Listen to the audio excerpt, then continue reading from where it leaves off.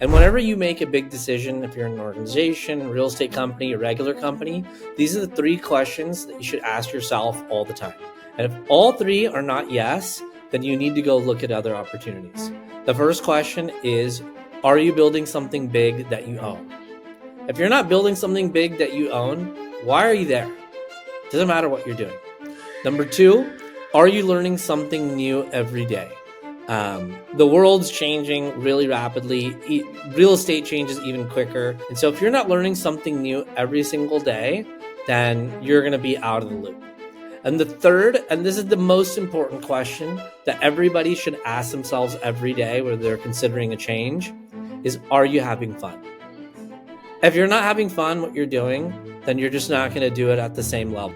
Oh, I got a good one for you today. My guest is Mr. Mayur Thakarar, my good friend and one of my mentors. Mayur has built real estate teams and brokerages and offices. He's coached and trained thousands of agents. And so whether you are looking for your first transaction or you want to scale your business up to 6 or 7 figures or build a big real estate team, Mayur is your guy. And later in the video, he is actually going to share how he has now built a recurring income stream for himself, and he doesn't sell any houses. So if any of that sounds interesting to you, grab your pad of paper, sit down, relax, and get ready for a lot of value. Let's go. Mayur, as someone who has coached, trained, and recruited probably thousands of agents at this point, here's the main question I have for you. With such a high dropout rate in the industry, what do you see that separates an average realtor from someone who, say, makes 6 or 7 figures? There's a lot of common denominators I found in successful agents. The number one being that they know how to lead generate. I've seen a lot of agents over the last 15 years who come into this business and they think that they could, post on Instagram, or do a couple Facebook posts and they're going to get some deals, or they can go to a couple networking events and they're going to get 10 sellers. The best agents are literally locked in an office lead generating. And they use traditional methods, calling their sphere of influence, calling for sale by owners, door knocking. And the most successful agents that I've found, especially newer ones, focus on making sure that they're doing an open house every day. Interesting. So Mayur, in today's day and age with so much technology, it really sounds like kind of the basics and the fundamentals still work. Is that kind of accurate? Yeah, I mean, the technology will definitely help you to aggregate your call data. It'll make your calls quicker. It'll keep your leads really nice and tight in a CRM. But if you haven't spoken to anybody about buying or selling real estate, you don't have a fancy CRM that can really help you. Yeah, no, for sure. I agree. And so, really specifically, so Mayur, you talked about a couple things that are interesting to me, open houses, some other things. If a brand new agent came to you and said, all right, look, I want to make 6 figures this year, or 7 figures, or whatever the goal is, but really I want to make a career out of this and a business out of this, and not just be a one-hit wonder, what would be some very specific advice you'd give them for that first 30, 60, 90 days? Great question. So there's 2 things that I would advise for a new agent to do. If they want to stay a solo agent, then I would recommend for them, one, to link up with a brokerage that has really good education and training. And I would ask them, tell me about your education and training programs. Who's teaching it? You want to make sure who's ever teaching you has a vested interest in your success, because most new agents will join a brokerage and they'll get taught by kind of the old guy in the office reading out of a dusty old manual that was written 30 years ago. And that really doesn't help anybody out. And then if they wanted to stay as a new agent and take that type of training, the number one thing that they could do is create relationships with other agents and host their open houses. Host open houses on weekdays. Host them on evenings. The coveted time is to do it Saturday and Sunday, where most listing agents are going to do it themselves. But most listing agents are not going to want to do open houses Monday through Friday, in the afternoons or odd hours. So that's what I would recommend if they wanted to stay as a solo agent. The second recommendation I would have, and this is my very, very strong recommendation to anybody out there who's new or struggling in real estate, join a team. It is much, much, much easier for you to assimilate into the business, get leads, be part of a culture of, other people who have accountability that are actually selling houses. I've seen 1,000 agents that joined in real estate, that joined a brokerage, that took a couple training classes, and they've never sold a house. Literally zero. I think the amount of agents that sell a house their first year in today's market, I mean, we're looking at a very low percentage, maybe 5%.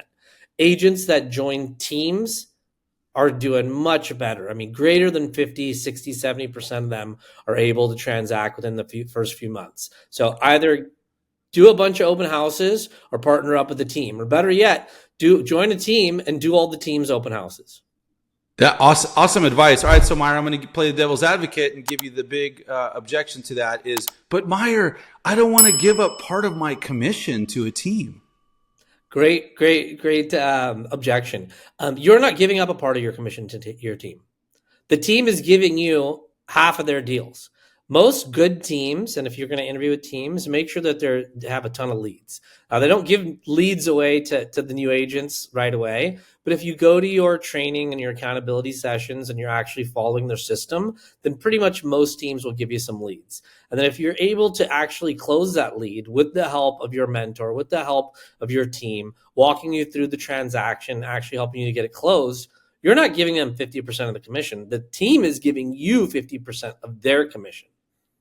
I think that's so critical to understand it that way. And the other thing that I've always seen in the industry is like, hey, whatever you think your split is, like you just gave a great stat, which is new agents that don't join a team that just want to do it on their own, they don't do any deals. So 100% of zero is still zero.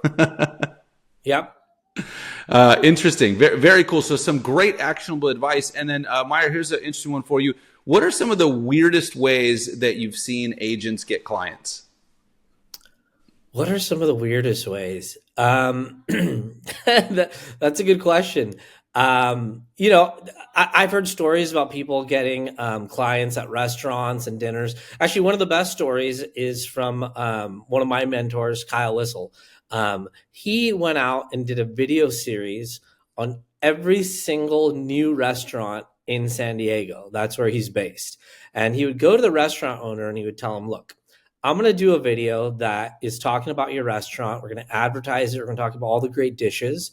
And you're probably going to end up getting, a bunch of new customers coming in, and you're not going to have to pay a penny. I want you to do me a favor. I want you to, when the customers come in, if you hear anybody saying that they just moved in or that they're looking for some help in real estate, I want you to recommend me. And then the more you recommend me, the more money I'll have to create a bigger budget to make your next video. And he's done this successfully for decades, and it still works today. So cross promotion with other businesses in your area, and just having a kind of a symbiotic relationship. You want to be the realtor of your area. You want everybody in your city to recommend you. And what better person than somebody who owns a small business that has a lot of clients walking in, talking possibly about real estate. Mayur, I got to tell you, that was worth the price of admission right there, because if you just did that, I think you'd get so many clients. And speaking of video, since you mentioned that, the hot trend for a long time obviously has been video. What is your take for agents? Should agents be doing video? Is it a must? What would you recommend? Is it necessary? Love to hear your thoughts on that. Video is a non-negotiable. So when I talk to new agents and I say, how comfortable are you with, the various platforms, YouTube, TikTok, Instagram, Facebook. I know there's like 10 more, but those are the big four. If you're not on at least one of those platforms, branding yourself, lead generating, creating new relationships, then this isn't the right business for you. It's kind of like going back 30 years and saying, hey, I'm not going to advertise in the newspaper, radio, or TV. I'm just not going to do those three. And the difference here is you'll get a bigger reach with social media, and it's free. I used to advertise in the Penny Saver back in the day. It used to cost me $500 a month, and that was a big bill back then when people looked at that. And then I was in the newspaper, and then I did radio ads. It was $10,000 a month. I get a bigger reach by doing one video and posting on TikTok. Yeah, I couldn't agree more. I think it's so important. We were just on a mastermind call yesterday, and I was telling these agents, like, you have to do video. And some of them were like, well, I don't have the personality for it. I don't know the tech. I'm shy, this and that. What would you say to those folks? So the most famous internet personality is Mr. Beast. He's the number one. He's the number two YouTube earner in the world. You know who number one is? Wait, YouTuber. I don't. It's Coco Melon. Really? Yeah, you want to become rich? Sing a song for kids. Forget the real estate thing. If you don't want to become rich and you want to go down this path, then follow what Mr. B said. And he has a very specific process. He says, film 100 videos and then talk to me. Don't complain until you film 100. And your first one isn't going to be good. And your 50th one isn't going to be good. And your 99th one is probably not going to be good. But when you get to 100, you're going to learn a whole lot about the process. And the whole point of that is it doesn't need to be perfect. Your hair doesn't need to be perfect, your outfit, your background. You just need to record a message, possibly edit it on one of a million apps now that does it free and for you with AI. The little magic buttons on every app, and then post it. And then see what the feedback is from that video. But until you do 100 videos, don't talk to me. So even if you don't look as good as Mayur, you could still do this. You could try. Yes, you could try. I love it. That's such great advice. Mayur, you mentioned earlier brokerages, and I want to talk a little bit about that. You and I have both, experienced multiple brokerages. Let me ask you this question. Does your brokerage actually matter? That's a good question. It depends on where you're at in your real estate career and what it is that you're looking to get out of it. And so there's a lot of agents that will simply hang their license at a brokerage so they can broker the deal. In that case, your compensation split and the amount of value that they can offer for you definitely matters. If you're a new agent, if you're looking to build a team, that you want to partner up with a brokerage that has great education and training and the availability to build teams. Not every brokerage even allows you to build a team, and the ones that do don't have a lot of support. Personally, I like to look far ahead. And when I look far ahead, I want to look at where's the ultimate brokerage when I'm a fully evolved agent. So most agents go from a new agent to possibly a showing assistant, to a buyer's agent, to a listing agent, and then they kind of stop there. And then some people go from listing agent to building a team, and then building a mega team and actually expanding it.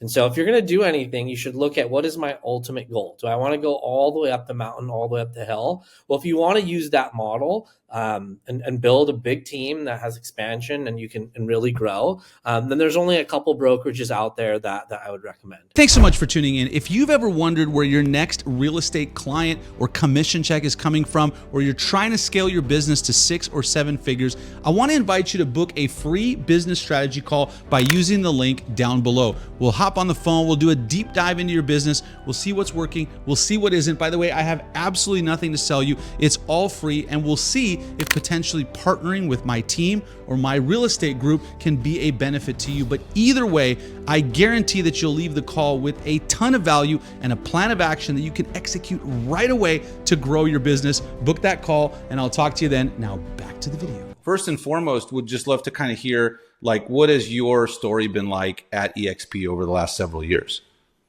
So I'll give you a little bit of background before I jump into that. So I was at KW with you at that same time. We were both team leaders and operating principals, and that's where the ceiling started to drop. There wasn't a lot of opportunities because it was a franchise-based model, and I wanted to grow. I actually asked them to grow 20 offices, and they told me there's nothing else for sale. And so I became discouraged, and I actually went and interviewed with 15 of the top brokerages in the world.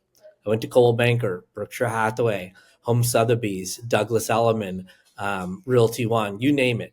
And every single one of them said the same thing. You can't own anything, and we're not growing. And that wasn't in my vision. And I called up EXP, and I said, hey, I actually spoke to the president at the time, and I said, hey, I have a very big ambition to grow a multi-thousand agent group, and I want to open up 20 offices. Is that okay? And you know what the president told me? You can do more than that, probably. She's like, you can open up 100. Yeah. I said, okay, what's the franchise fee? She's like, there's none. It's $149 to start. I said, how are the territories broken up? Right. She's like, you can open up an office in any city, in any state in the entire United States. And we've got 22 countries, and we're opening up a new country every few months. And so you pretty much have a very big portion of the map where you can open up an office, hire agents, get paid as an owner. There's no red tape. There's no ceiling. And the good thing about this model is I don't need to actually open up an office. I thought I had to open up a brick and mortar office like I did at KW. And I did open up a bunch of brick and mortar offices until I found out that most EXP agents don't need to go into an office because their online campus and their online world is so powerful, there's no need. And then COVID hit. And then all of a sudden, you couldn't go to an office even if you wanted to. And if you had one, you were losing a lot of money. And so it was a perfect storm when I joined EXP in January of 2020, 2 months before the pandemic hit really hard. And that's when it wasn't, should I join an online brokerage? Should I take a look at EXP? It was more like, I need EXP to actually run my business. I had agents all over the country that were calling me and saying, hey, my office is closed. The team leaders laid off. The managers are laid off. So no one's being paid to help me. I need help in my transactions. I can't actually conduct my business unless I walk into the office and talk to the manager and the broker, and that's the way it works. I said, dude, you could do all your business at EXP from your cell phone. You could talk to our broker team. There's like 10 brokers in every state that will answer your questions right away. You can get all your education, all your training. You could do all of your TC work. You could do, a million different things. And then you could connect with the other, at that time, there's 50,000 agents, and you could literally connect with them on a work chat system in like 5 minutes. If you had to send referrals or if you had agents from different cities or states that wanted to join teams. And so I quickly learned how to run an entire really region off of my cell phone in the course of about 3 months. And by the end of 2020, it became very clear to most agents that we had a better model. It was better for growth. It was better for the agents. It was better for education and training. And then all of a sudden, everybody started getting this thing that we never got before, which is called EXP stock. I worked at KW for almost 10 years, and I have nothing to show for it. I have profit share from them, but recently they decided that they were going to take 90% of the profit share that I created, and the company was going to keep it, which wasn't in the writing when I was there, which wasn't in their motto. They have a thing called the Y4C2Ts, which basically says integrity and everything. And that was the least integral thing I've ever seen in my life.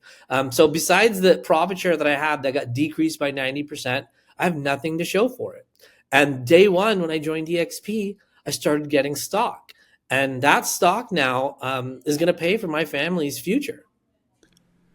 Man, I love it, Mayur. It's such a great story. And it's cool to me to see, because obviously we were at KW at the same time. And the interesting thing that you said that I really want to highlight one more time for entrepreneurs, and really as real estate agents, we're all entrepreneurs.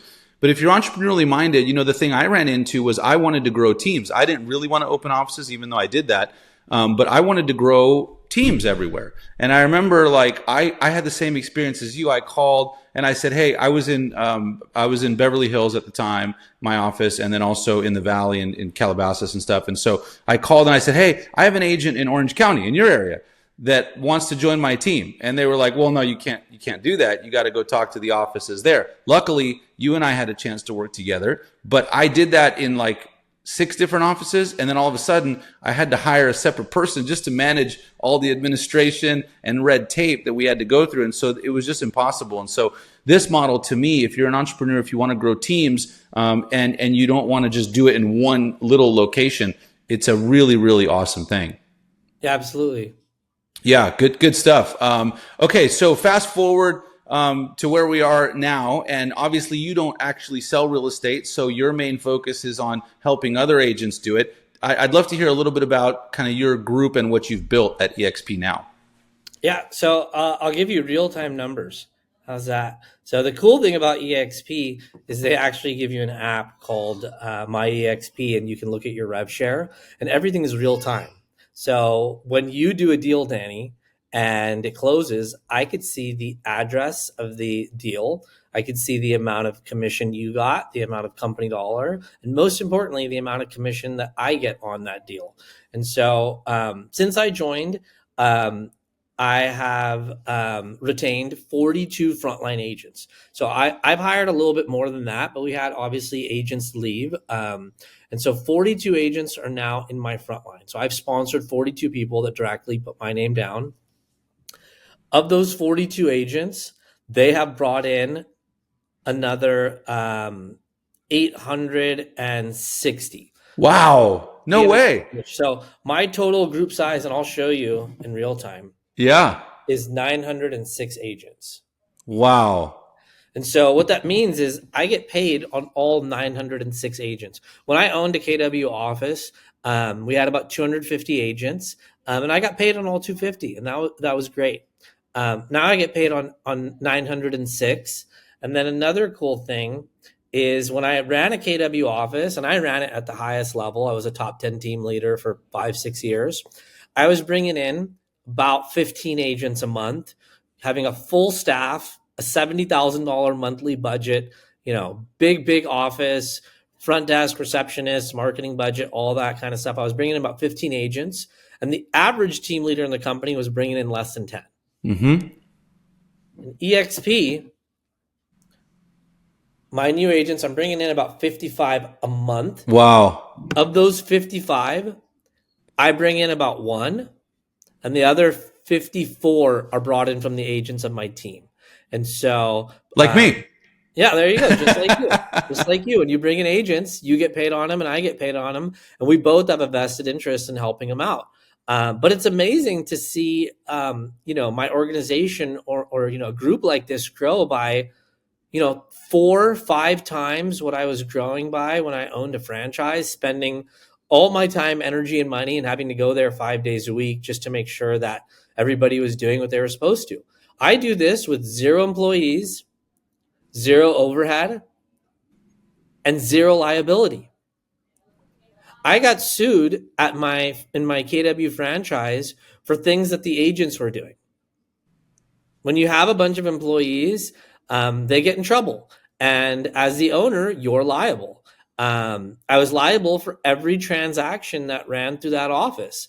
And we were getting, not in trouble, but we were getting, more occurrences where we were going to be held liable for the mistakes of, anybody in the office, agents, other agents. At EXP, I sleep well every night. I'm not liable for anything. And so I love that. Low overhead, 0 overhead, no employees. You grow 4 to 5 times faster than if you owned an office, and I get paid more. And so for me, it's a perfect model. The best of all worlds. Okay, so nothing's perfect. What's the downside? You know what? That's a great question. The downside is it took me too long to join. Yes. Now, I spent a year interviewing other brokerages.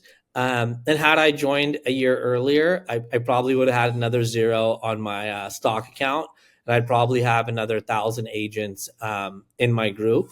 However, the company is just about to hit 100,000 agents, and we are on track. And our goal is to have 500,000. So we're about 20% of the way there, and so there's still 80% more to go. So do I wish I joined sooner? Yeah. Is it too late? Absolutely not. Actually, right now is a great time to get in because we're going to see the most amount of growth within the next few years. Oh, Mayur, you stole my next question, which was going to be, is it too late? A lot of times with these kinds of models, it seems like, if you're in that early stage, the early group, first couple of years, it's really easy to build a big group like you have. But then if you do it today, now it's oversaturated. I know you said it isn't, and I know you talked about the goal, but to people who still believe, hey, yeah, it's too late, let's look at the next thing. What would you say to those folks? I've added a bunch of agents in my group that came in the last year. And many of them have already crossed over 100, 200, and 300 agents in their organization. So no, it's not too late. And it's a little it's a little bit more downhill now because when I joined in 2020, EXP was known, but not as well known as it is now. And so most people are familiar with our brand and our model. They just need to see how it would work for their business. And my advice for anybody would be take a really educated look at this model. Talk to somebody like Danny about how it would work for your business. The worst thing that could happen is it's not a better fit. And not in every single case is it a better fit.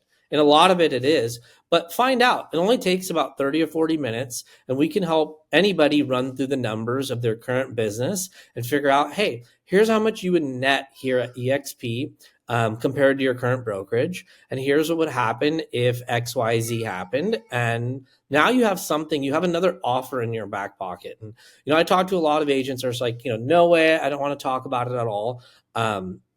That's crazy to me.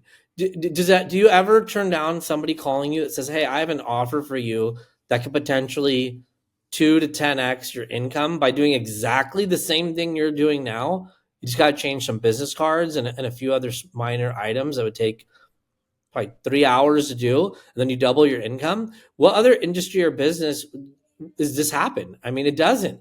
And so for the agents that don't even want to look at the opportunity, I would like to know why. What is so compelling that you're willing to stay in your comfort zone and, tell your family, hey, we're going to make the same amount of money this year because I didn't want to spend an hour looking at another opportunity that 100,000 other agents looked at and took. And so that's what I would kind of like to leave the agents with in their ear. Take a look at it. It doesn't hurt.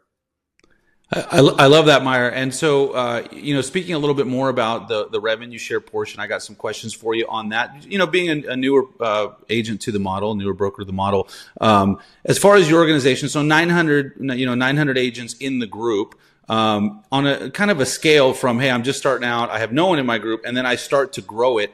Is there an expectation of actual monetary value that correlates to the agents in your group? Yeah, I mean, there's a lot of numbers that are thrown around, and the model has two parts. And so you need to attract agents specifically to you. And the more of those agents that do transactions, the more money they're going to pay you on your entire group. And so for me personally, I've found that every agent in your organization is going to pay you around $400 to $500 per year on average. Some people have higher, some people have lower, but that's around the average. And so, you can run the math yourself Yep. on any group size, and you multiply it by 400 or 500. If you want to be ultra conservative, you can multiply it by 300 or 200. It's still a lot of money that comes in passively where I don't have to run any audits. I don't have to call anybody and say, where's my money? It shows up in my RevShare dashboard and it shows up in my account on the 21st of each month. I love it. Mayur. I'm going to hit you with some EXP objections that you hear at cocktail parties. You ready? Mm-hmm. All right. So first one is, hey, EXP, and you just talked about the revenue share. It's all about recruiting. It's a pyramid scheme. So that's a great one. So you've never heard that one before, right? Yeah, not today. So every company is a pyramid. Let's say you're working at the big brokerage by your house. The regional owners get a piece of your deals, and then the regional managers get a piece of it, and then the local manager gets a piece of it, and then the assistant manager, and you're just paying up to that exact same model, except the difference is you don't get to ever own or get a piece of it. In terms of a pyramid scheme, we are a publicly traded company that gets audited every single quarter when we do our earnings reports. And so you can't have a big publicly traded company that's a pyramid scheme. We are on the NASDAQ. In my life, I haven't seen a whole lot of scam companies that the NASDAQ said, hey, let's ruin the entire legitimacy and integrity of the NASDAQ by putting you on. And recently we just got added to the S&P 500. And so, read the news, right? If you think this is a scam, then, you can pick a whole lot of other really good companies like Apple and Tesla that are also on the NASDAQ, that are also on the S&P, and call them scams too. I love it. I love it. Okay, next one is, hey, I want to be at a luxury brokerage. Pick your name, Sotheby's, Compass, whatever it is, because I want that luxury branding. Good. And so EXP has its own luxury division. I was looking at the last couple of sales last month. We had sales in excess of 25, 30, 20, $40 million. The Shapiros in Newport just joined, and they ran a very luxury brokerage in Newport Beach, California. And they joined EXP. And a few months later, they sold $40 million of luxury listings. And they're just one of many, many other people that have done that. Now, another thing I would say to somebody who's selling luxury real estate is I would say, where do you think your buyers are coming from? Because if you want to go to a luxury brand and they say, well, we're going to put it in magazines and we're going to put it on our website and we're going to put it here, I would beg to differ and ask them, well, most buyers, whether they're a new condo for $100,000 in Texas or a $30 million luxury property in Newport Beach, most buyers, I would say 95%, are not coming from a magazine. They're not coming from the advertising that the luxury brokerage is offering you. Most buyers, greater than 90%, are coming from another buyer's agent. And so as long as you have your deal on the MLS and it's priced right, and of course, you add a few sprinkles to your luxury marketing that's local. That's great to appease the seller. But to the sellers, I'd say, look, the buyer is going to come from another buyer's agent. And if we put on the MLS and we price it right, I could spend 10 grand on magazine covers and stuff that somebody in another country might be looking at. And, but that's not where the buyer's coming from. And so that's where I would go to with that. And Mayur, can I answer my own question on this? Yeah. So you're a luxury guy.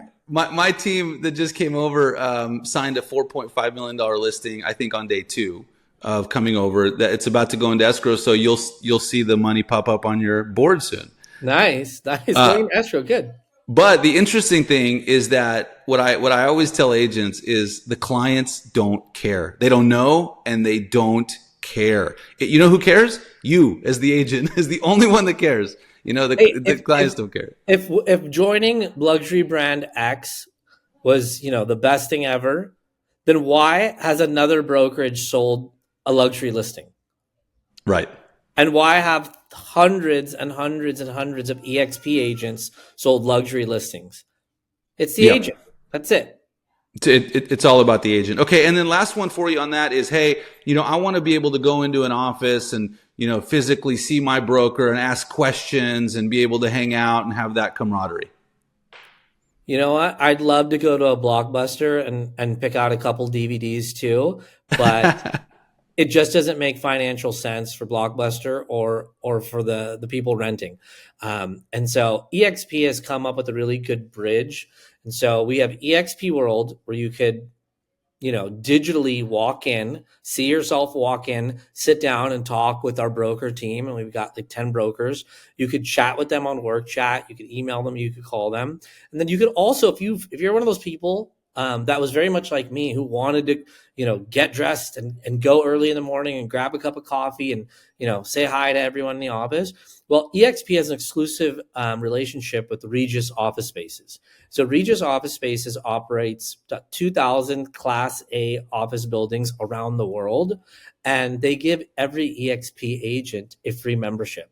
And so for the first year or two when I joined EXP, I felt that I needed to go to an office. So I went to my local Regus. I live in Orange County, and there's about 15 Reguses within 10 miles of me. And so I was able to go to a new one every day and just kind of switch things up a little bit.